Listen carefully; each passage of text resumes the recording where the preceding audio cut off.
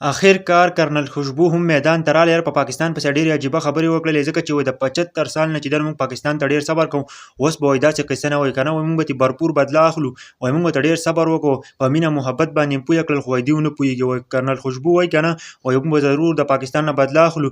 دا چې ده نو په یو آرمي کې چې ده نو افیسره ده، او هغه چې دی نو دا بیان ورکړی دی یار، او پاکستان ته ډېره زیاته غوسه ده، وایي زه به ترې خامخا بدله اخلم. د دې خوشبو پتانې نوم دی ملګرو، د انډیا سره د دې تعلق دی، او دې چې دی نو پاکستان پسې ډېرې عجیبه خبرې کړلې. وایي د 70 کال نه چې دی نو موږ د پاکستان ته ناکام کوو، او موږ چې دی نو په مینه باندې پوهه کوو، خو دوی په مینه باندې نه پوهه کېږي، او اوس به ورسره زه داسې کار کوم چې دا به بیا ټول عمر یاد ساتي یار. او بل طرف ته چې دی نو پاکستانو ته هم ډېرې زیاتې کمنټې کړې دي، او خاص کر پښتنو ته دا ویلي دي که نه چې ته دلته راځې که نه چې موږ درته ځګی وښیو چې دې ځګي ته راشه، او که نه ته موږ ته ځګی ښیې چې موږ دغلته درشو او ستا سره جنګ وکړو.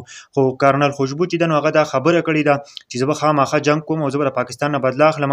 خپل چې کومه ټیم دی نو هغه ته دا هدایت ورکړي دي چې د پاکستان نه به خامخا بدله اخلو، ځکه چې دوی په مینه محبت باندې نه پوهېږي. د 75 سال نه چې دی نو موږ دوی ته صبر کوو، او دوی چې دی نو بیخي حد پار کوو، اوس داسې کارونه کوي یار. او پاکستان والا ورته هم داسې خبرې کړې دي که نه، پاکستان والا ورته وایي چې کوم ځګی ته وایې هغه ځګي ته به موږ درشو، که ته دلته راځې پاکستان ته چې موږ درته ځګی وښیو، ته دلته راشه که نه، بیا به ګورو چې موږ ستا سره څه کوو ملګرو. او کرنل خوشبو چې دی نو په دې ټیم کې چې دی نو ډېر بیان ورکړی دی، اوس ډېر زیات وایرل شوی دی دا بیان، ځکه چې په پاکستان خلاف یې بیان ورکړی دی. او نن سبا که تاسو سوچ وکئ د پاکستان او د انډیا جنګ مسله ده، هر څه چې دی نو مکمل طور باندې خرابېدو والا دی. یو طرف ته چې دی نو جنګ دی، بل طرف ته چې دی نو اوبه په پاکستان باندې راپرېښي دي، پاکستان یې هم خراب کړو. بل طرف ته کرنل خوشبو لګي، هغه په پاکستان له دمګیانې ورکوي، او پاکستان چې دی نو په هغه پسې عجیبه خبرې کوي، وایي چې زه د پاکستان سره به جنګ کوم.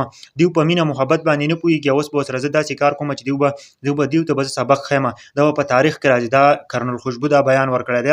د دې په باره کې پاکستانو تاسو څه وایئ؟ ښه ښوونتي کمنټ وله ورکړئ که نه، دې له ضرور جواب ورکړئ په کمنټ کې چې آیا تاسو څه کولی شئ د دې سره که نه، ځکه چې دې داسې بیان ورکړی چې پاکستانیان په مینه محبت باندې اوس نه پوهېږي، او دوی سره موږ په خپله لهجه کې چې دی نو بحث کوو، په هغه لهجه کې چې موږ کومه لهجه ده ملګرو. دا کرنل خوشبو دا خبره کړې ده.